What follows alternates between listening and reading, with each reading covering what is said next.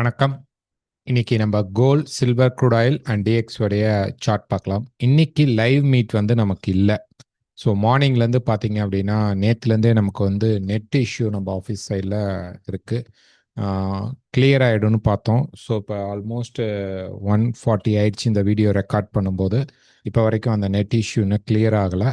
So that நம்ம இப்போ live வந்தாலுமே நடுவில் வந்து பிரேக் ஆகிடும். ஸோ நடுவில் இந்த வீக் வேறு ஏதாவது ஒரு லைவ் நம்ம ட்ரை பண்ணலாம். முடிந்தால் நல்ல செட்டப் இருக்கும்போது நாங்கள் மார்னிங் அல்லது ஆஃப்டர்நூனில் இன்ஃபார்ம் பண்ணிவிட்டு நம்ம நடத்தலாம். ஓகேங்களா? ஸோ அதனால் இன்னைக்கு லைவ் மீட் இல்லை. அதனால தான் இம்மிடியேட்டாக ஒரு வீடியோவாவது கொடுத்துடணும் கோல்டுடைய மூமெண்ட்டுக்காக அப்படிங்கிறதுக்காக இந்த வீடியோ ரெக்கார்ட் பண்ணுறோம். ஸோ டாலர் இண்டெக்ஸ் பொறுத்த வரைக்கும் இன்னைக்கு நியூஸ் அப்படின்னு பார்த்தோம்னா நமக்கு வந்து ஐஎஸ்எம் மேனுஃபேக்சரிங் பிஎம்ஐ இருக்கு. ஓகே, சர்வீஸ் பிஎம்ஐ இருக்கு. மேனுஃபேக்சரிங் பிஎம்ஐ வந்தது நெகட்டிவ் தான், பட் மார்க்கெட் வந்து ஓரளவு மேலே தான் கொண்டு போயிட்டு இருக்காங்க. இது பியூர் மேனிப்புலேஷனில் மார்க்கெட்டை புஷ் பண்ணிட்டு இருக்காங்க. டாலர் இண்டெக்ஸ் அவ்வளோ பவர்ஃபுல்லாக இல்லை, பட் மார்க்கெட் மேலே போயிட்டு இருக்கு. இந்த மார்க்கெட் வந்து ரெசிஸ்டன்ஸை மீட் பண்ணி கீழே வந்து பிரேக் அவுட் பண்ணாதான் நம்ம செல். இந்த ட்ரெண்ட் லைனை நீங்கள் யூஸ் பண்ணிக்கோங்க, 4 hour ட்ரெண்ட் லைன். இதை பிரேக் அவுட் பண்ணும்போது மார்க்கெட் செல் ஆகிறதுக்கான பாசிபிள் இருக்கு. இப்போ வரைக்கும் ஒன்றும் செல் செட்டப் எதுவும் இல்லை. மார்க்கெட் அப்சைடில் தான் இருக்கு டாலர் இண்டெக்ஸில். எப்போ நமக்கு வந்து ஷட் டவுன் ரிலீஸ் ஆகுதோ அப்போ வந்து நமக்கு வந்து பார்த்தீங்க அப்படின்னா மார்க்கெட்டில் வந்து ஹெவியான யூஎஸ் உடைய டேட்டாஸ், லேபர் டேட்டாஸ்லாம் வரும் பொழுது தான் நமக்கு அப்ஸ் அண்ட் டவுன்ஸ் மூமெண்ட் இருக்கும். இன்னைக்கு 11:30 மணிக்கு ட்ரம்ப்போடைய ஸ்பீச் இருக்கு, அதையும் நோட் பண்ணிக்கோங்க. ஆயில் பொறுத்த வரைக்கும் ஒரு வீக் எடுத்துக்கிட்டீங்க அப்படின்னா மார்க்கெட் வந்து டவுன் சைடில் தான் இருக்கு. இந்த டவுன்ஃபாலில் தான் மார்க்கெட் இருக்கு.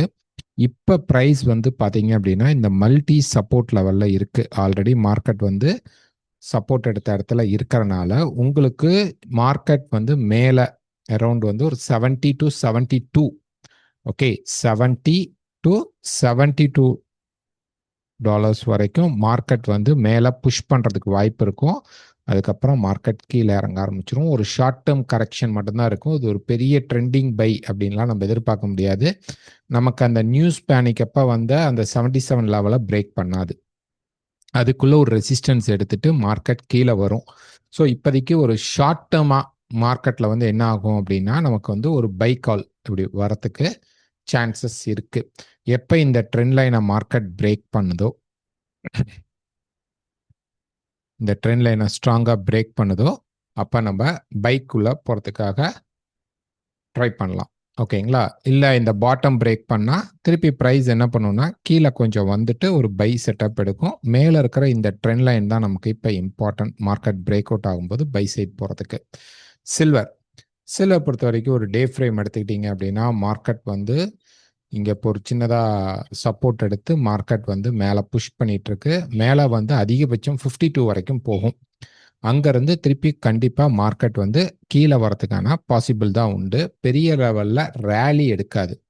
ஓகே, சில்வர் பொறுத்த வரைக்கும் பெரிய லெவலில் ரேலி எடுக்காதுன்னு எதிர்பார்க்கலாம்.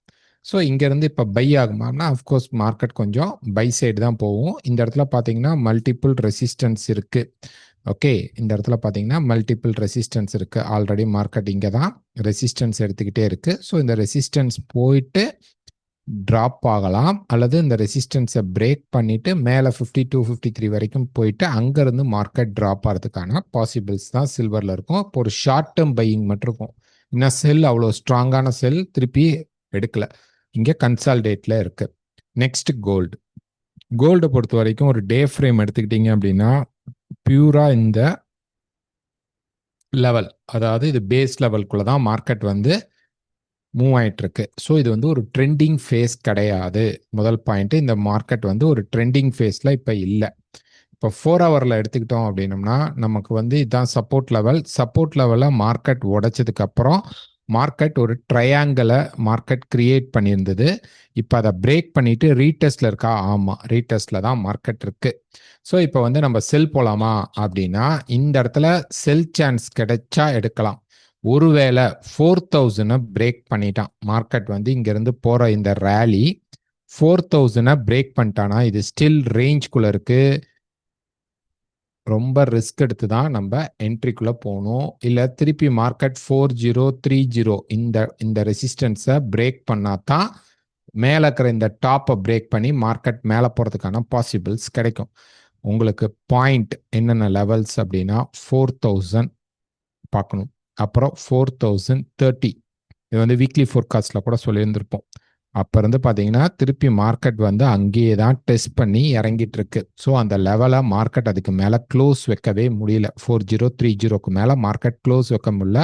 ஸோ 4000 கிராஸ் பண்ணிட்டா போய் இங்கே டெஸ்ட் பண்ணலாம், இப்படி போய் டெஸ்ட் பண்ணி திரும்பலாம், அல்லது அதை பிரேக் அவுட் பண்ணுறதுக்கான பாசிபிள் இருக்கும். ஸோ இப்போ நான் செல் போகலாமா அப்படின்னா வெயிட் பண்ணி செல் எடுங்க. ஒரு 30 மினிட்ஸ் சார்ட்டில் உங்களுக்கு காட்டுறேன் பாருங்க. ஸோ 30 மினிட்ஸில் பார்த்தீங்க அப்படின்னா மார்க்கெட் வந்து இந்த இடத்துல இருக்கக்கூடிய மல்டி ரெசிஸ்டன்ஸ் லெவலில் இப்போ இருக்கு, இங்கே போயிட்டு இருக்கு. ஒரு வேளை பிரேக் அவுட் பண்ணி நின்றுட்டான், ஒரு 4010க்கு மேலே நல்லா ஹோல்ட் ஆயிட்டானா மார்க்கெட் வந்து இந்த டவுன் ஒரு கரெக்ஷன்லேருந்து கொஞ்சம் அப்படி மேலே போகிறதுக்கான வாய்ப்புகள் அதிகமாக இருக்கும்.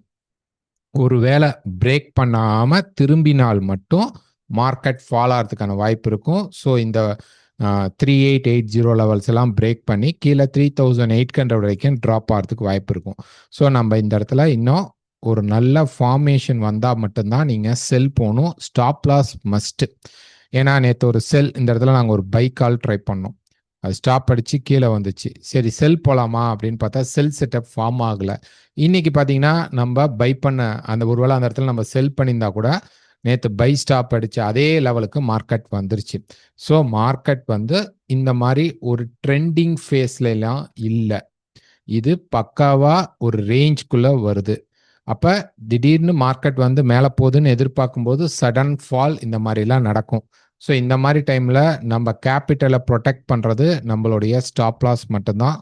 இன்னைக்கு இந்த வீக் லைவ் நடக்கலை அப்படிங்கிறதுனால கண்டிப்பாக முடிந்தால் இந்த வாரத்தில் வேற ஒரு லைவ் உங்கள் கூட கனெக்ட் பண்ண ட்ரை பண்ணுறோம். அப்படி இல்லைனாலும் டெலகிராமில் ரெகுலராக எங்களுடைய அப்டேட்ஸ் வரும், அதை நீங்கள் பார்த்துக்குங்க. ஓகே, ஸோ இன்னைக்கு நாங்கள் நேரம் வெயிட் பண்ணோம், அது க்யூர் ஆகாது அப்படின்னு தெரிஞ்சனால டக்குன்னு உங்களுக்கு ஒரு ஷார்ட்டாக ஒரு வீடியோவை ரெடி பண்ணி அனுப்புகிறோம். ஸோ ஸ்டாப் லாஸ் இல்லாமல் பண்ணாதீங்க. 4000 பிரேக் பண்ணிட்டா பை செட்டப் கிடைக்குதான்னு பார்க்கணும். 4000 பிரேக் பண்ணாமல் ரிஜெக்ட் ஆகி கீழே திரும்பினால் மட்டும்தான் செல் வரணும். இன்னும் செல் செட்டப் இந்த மார்க்கெட்டில் இல்லை. ஓகே, ஸோ இந்த லெவல்ஸு இந்த லைன்ஸை ட்ராப் பண்ணி நீங்கள் உங்கள் ட்ரேடை எக்ஸிக்யூட் பண்ணிக்கோங்க, ஸ்டாப் லாஸ் போட்டுக்குங்க. அடுத்தது ஒரு லைவ் அல்லது ஒரு வீடியோவில் உங்களை சந்திக்கிறேன். மறக்காமல் இந்த வீடியோ பிடிச்சிருந்தா லைக் பண்ணுங்கள், ஷேர் பண்ணுங்கள், கமெண்ட் பண்ணுங்கள். தேங்க்யூ.